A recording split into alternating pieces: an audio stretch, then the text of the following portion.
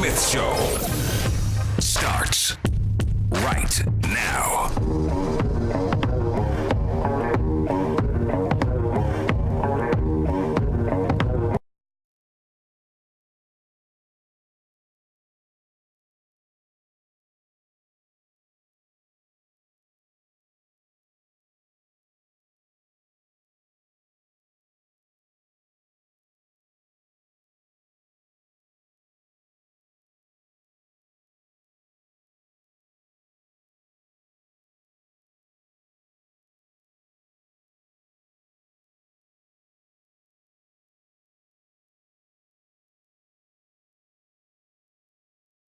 Over the national airwaves of ESPN Radio and ESPN News for the next hour. Number to call up as always is 888-SAY-ESPN. That's 888-729-3776. The Stephen A. Smith Show. It's being brought to you by new Shell V-Power Nitro plus premium gasoline. Now with 4 levels of defense against gunk, wear corrosion, and friction.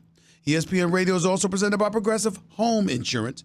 Getting a quote is easier than ever.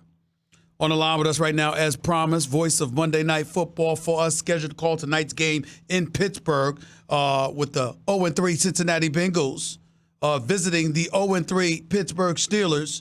The voice of Monday Night Football, the one and only Booger McFarland, is on the line with yours truly right now, as he is every Monday at this time. What's going on, big time? How are you, man? How's everything? Everything's good, Stephen. How you doing, brother? I'm doing all right. Sorry to start off this interview on a bad note, but you know the news that has been circulating over the last couple of hours, courtesy of his headshot to Jack Doyle of the Indianapolis Colts yesterday afternoon, then departing from the stadium with a big fat smile on his face, waving and blowing kisses at the fan, evidently ignoring the 13 times since he's been in Cincinnati when he's gotten suspended, the numerous suspensions that he's incurred because of those fines. Vontaze Burfict has been banned, suspended from the league for the remainder of the 2019 season, the final 12 games, including playoffs as well. Your response to that, Booger McFarland? Well, I think it's been a long time coming. I mean, if you go back and look at his history as a player, Stephen, I think this type of suspension was warranted a long time ago. I think if you look at Marvin Lewis enabling him up in Cincinnati, if I were the head coach years ago, I wouldn't have put him back on the field a number of times. Then he goes to Oakland with John Gruden, and, it's talked about the attitude that he's going to bring and the toughness. And, John knew what type of player he was getting, and the fact that he put him on the field, it was not going to be if something was going to happen. It was going to be when. And I think that his history in the National Football League has warranted this suspension for a long, long time. And I think I speak for a lot of players, both current and former. It's about damn time that they do something about this kid. And I'm all for players playing hard and playing tough. And I'm usually pro player because I think the players deserve, a second chance, if you make a mistake. But, I mean, this is, 3, 4, 5 times where we've seen him. 13 fines in 7 years. Right, intentionally trying to hurt somebody. So it's been a long time coming. I think the league is better off without him right now, Stephen. Well, you say that, but I ask you this question, Booger McFarland. Do you think the league is going far enough? They could have suspended him indefinitely. Apparently, it's just for this season and obviously the playoffs, but he could come back next season if somebody wants him. Are you of the mindset that this is enough or that it should have been indefinite to the point where permanent banishment should have been considered? Well, I'm not going to say that they aren't going to further address it when the season is over and kind of see where they go. I think right now suspending him for just the season buys them a lot of time. They can go back and they can reassess, but they can get him off the field for right now. I don't think he'll ever play another down again. I just think that when you have a history that he has, I just don't think that there are going to be some coaches and some owners that are going to say, you know what, let's put him on our team. Because ultimately he's going to be a distraction because it's not if it's going to happen, it's when. I think he's proven that to us over the course of a number of years that it's going to happen at some point. So I think right now was just a placeholder. Let's take care of the situation for now. We have bigger fish to fry, and we'll deal with it in the offseason. But I don't think he ever play again. Booger McFarland right here with Stephen A., ESPN Radio, ESPN News. Let's transition to last night's game, Sunday Night Football, Dallas Cowboys go up against the Drew Brees-less New Orleans Saints. Nevertheless, they hold on for a 12-10 victory, courtesy of 4 field goals. Teddy Bridgewater, relatively pedestrian, but still was enough to get it done. Dak Prescott, Ezekiel Elliott, and the crew clearly couldn't get it done on the offensive side of the ball. Dallas's defense is no joke, but with Ezekiel Elliott rushing for less than 2 yards a carry, Dak Prescott wasn't able to, offset that. What are your thoughts about what you've seen from the Cowboys? What are your thoughts about what you've seen from the Saints? Well, I think it's remarkable what's happened in the last 2 weeks with the New Orleans Saints. Go to Seattle, in that building, beat that team with your backup quarterback, even though he's the highest paid backup in football. Then you come home and you got the Cowboys rolling in, the big bad machine. Jerry Jones is on Bourbon Street. They got videos of being shot. I mean, it is like the Cowboys are in town, so they bring the circus with them. And for New Orleans and Teddy Bridgewater to go out and play the way they did, it wasn't pretty. No, it wasn't pretty. And I think Teddy will be the first to tell you that his defense was a major contributor in the victory last night. But, New Orleans and Sean Payton deserve a lot of credit, man, because they know how to win. And, we all said that if they can just kind of be 500 and kind of tread water till Drew Brees gets back, Cal, they may be, 5, 6, 7, and 1 by the time Drew Brees gets back. And if that's the case, I would tell everyone out there, look out, because this is a complete football team. We've known that, and the defense and Dennis Allen deserve a lot of credit for that performance. And I think if you're Dallas, there's nothing wrong with that loss last night. And I realize we are in a reactionary society where we want to make sure that we react on everything that happens. But I think when you go on the road and you don't play your best football and you turn it over and you're still in a close game and you got a chance to win in the fourth quarter, I think you learn a lot about your team. It's not like Dallas showed up and got beat 25, 30 points. They didn't play their best ball, and they still had a chance to win. So I think there's still something to build on there for the Cowboys. But they do have to go back, and they have to ask themselves, we got the best offensive line in football, and we paid this much money for this offensive line to be able to run it when we want to run it, not when you want us to run it. And they couldn't run it last night. And so I think that's the biggest issue I took away from the Cowboys. Yeah, but one of the things when you talk about it wasn't a big loss for the Dallas Cowboys last night, and I totally understand and respect that, Booger, but I'm thinking about Dak Prescott, who obviously is number 2 on my list for league MVP honors, in terms of a candidate for league MVP honors coming into last night's game. That obviously might not be the case now after that performance, but we look at him and what was the knock against him? Well, you know what? The offense evolves around Ezekiel Elliott. Well, you can only go as far as Ezekiel Elliott takes you. And he disproved that pretty much over the first 3 weeks, albeit against Washington, the Giants, and Miami, not necessarily in that order. But now you have a situation where Ezekiel Elliott rushes. They finally face a quality team.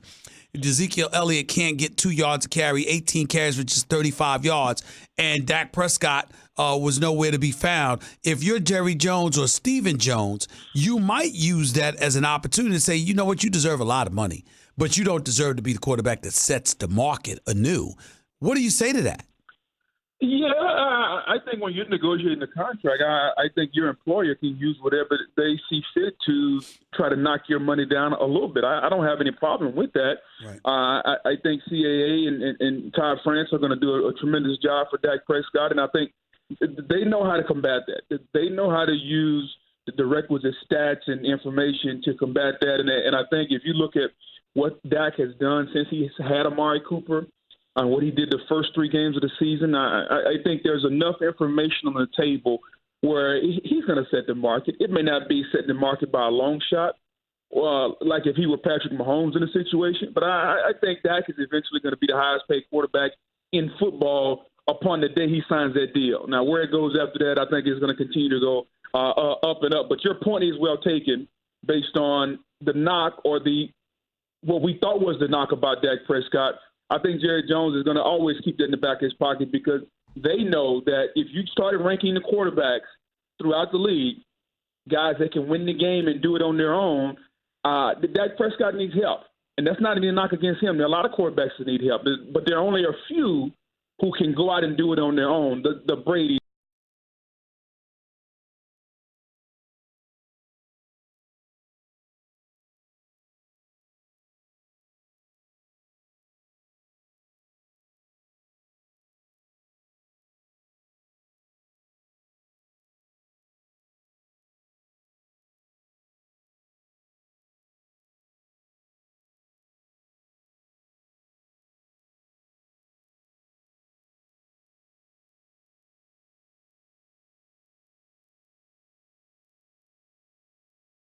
about that. I think that he finished, if I remember correctly, he finished with about 165 yards rushing on 20 carries, including an 88-yard touchdown run.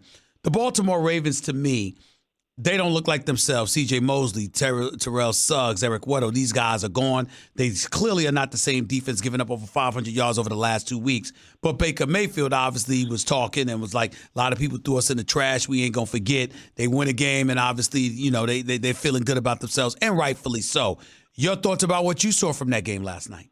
Or yesterday, well, rather. I think both of the statements that you made can be true at the same time. I think the Ravens defense, they lost some people. You know, when you think about a guy like Darius Smith and Weddle and Suggs and those guys are gone. And, you know, that defense is not as nasty as we once thought it was, but they're still good. I mean, this is the same defense that went in the Arrowhead against the Kansas City Chiefs, and they had us thinking for a minute that the Chiefs were mortal because that defense put a lot of pressure on Patrick Mahomes. They played well. You know, Baker Mayfield and the Cleveland Browns, they're going to be better in December than they are now. And I think we all panicked. We all were very reactionary to what happened early in the season. And Rex Ryan saying that, you know, Baker Mayfield was overrated. And these guys are young. I think it's important to remember this is a young league now.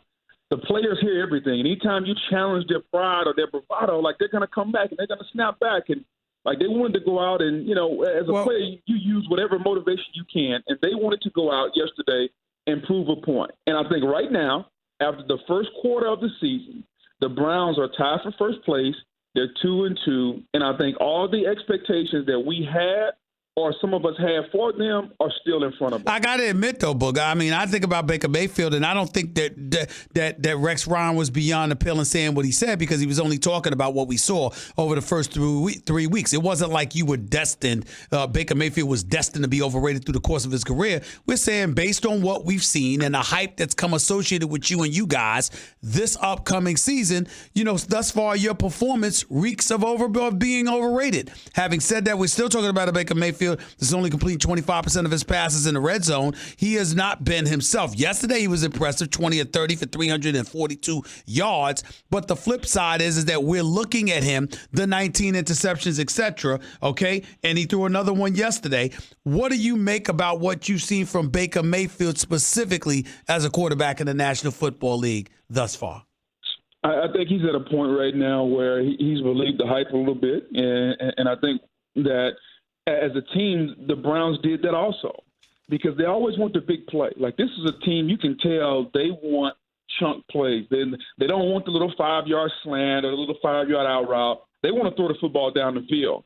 And sometimes you can be a little greedy. And so sometimes you can, you know, put yourself into bad habits by always looking for the home run, always looking for the big play. And I think as Baker and Freddie Kitchens go back and reassess where they are, they'll realize, like they did yesterday, the offense runs through Nick Chubb. And I know that sounds boring. It doesn't sound right because we got Odell, we got Jarvis, we got Baker, but that offense needs to run through Nick Chubb because that's going to allow the offensive line to get some confidence.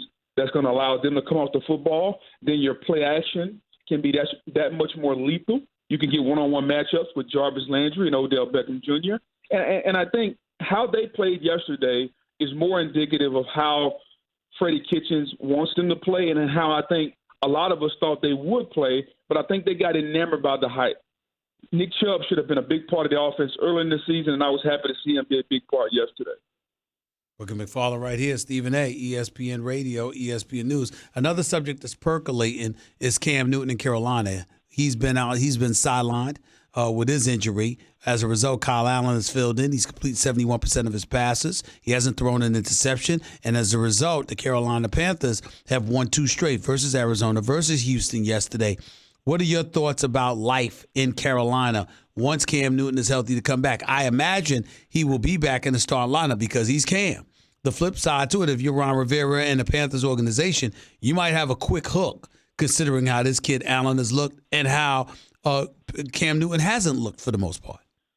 Well, I think you got 2 quarterback situations that we need to address for different reasons. Let's start with Carolina. You know, Carolina's offense looks to run in rhythm and a lot more smoothly with Kyle Allen at the quarterback position. Receivers are able to get some run after the catch. The accuracy of the quarterback is there. Now, he doesn't have the playmaking ability that Cam, who's been an MVP in this league and taking a team to the Super Bowl. We are not discrediting that whatsoever. But I do think the thing that's made Cam great, he is less able to do now as he continues to get older and his body breaks down, which is his physical prowess, running around and making plays with the ball in his hands out of the pocket. And so I think when Kyle Allen is in the game as an offensive coordinator, I can call the game in rhythm. Now, when Cam gets healthy, if and when that is soon, he's going to be back in the lineup. But I do agree with you, whether or not it's a quick hook or whether or not maybe you see Kyle Allen sprinkled in, I don't think we've seen the last of Kyle Allen when Cam does come back. Now, the other quarterback situation I'm going to mention is Chicago. Yeah. Trubisky. I'm not sure that they aren't a little bit better off with Chase Daniel.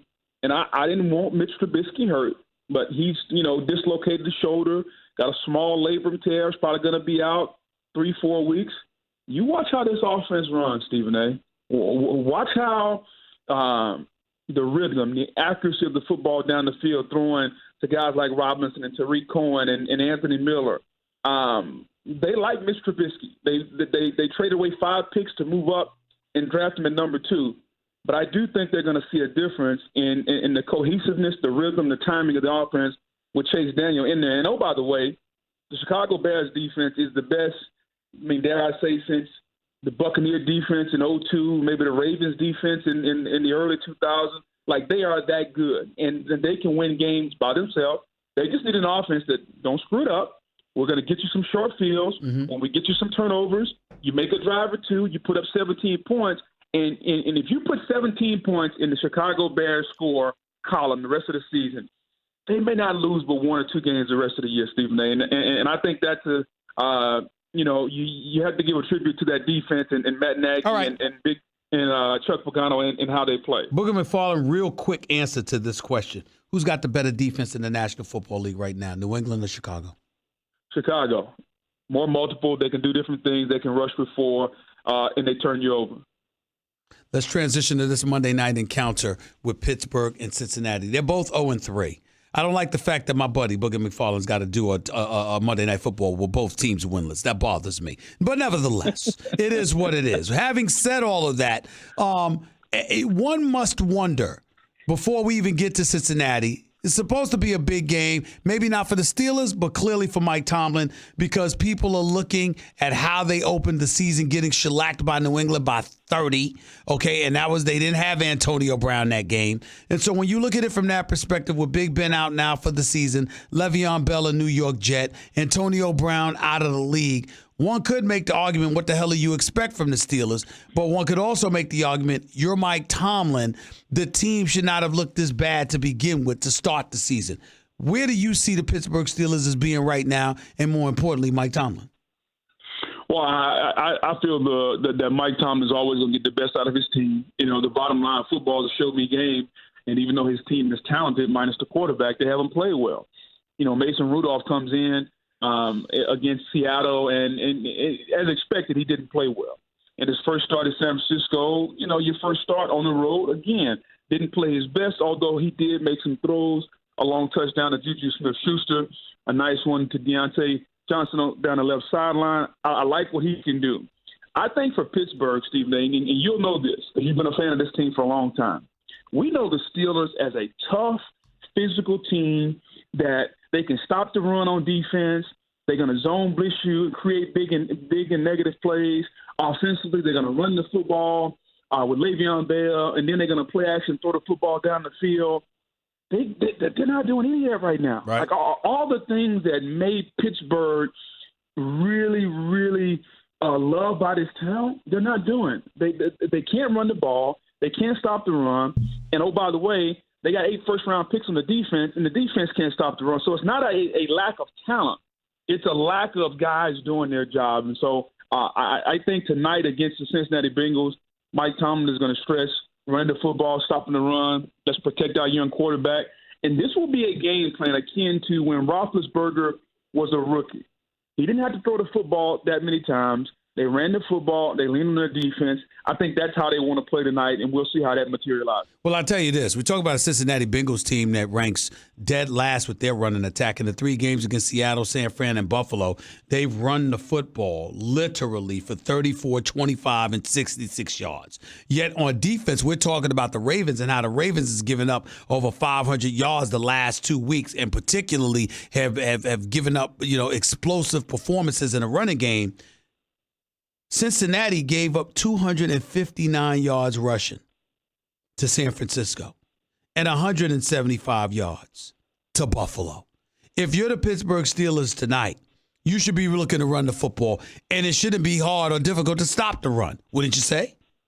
I completely agree. This is a game tailor-made for Pittsburgh to come out, play well, get a win, feel good, because the things that you want to work on, the other team doesn't do well.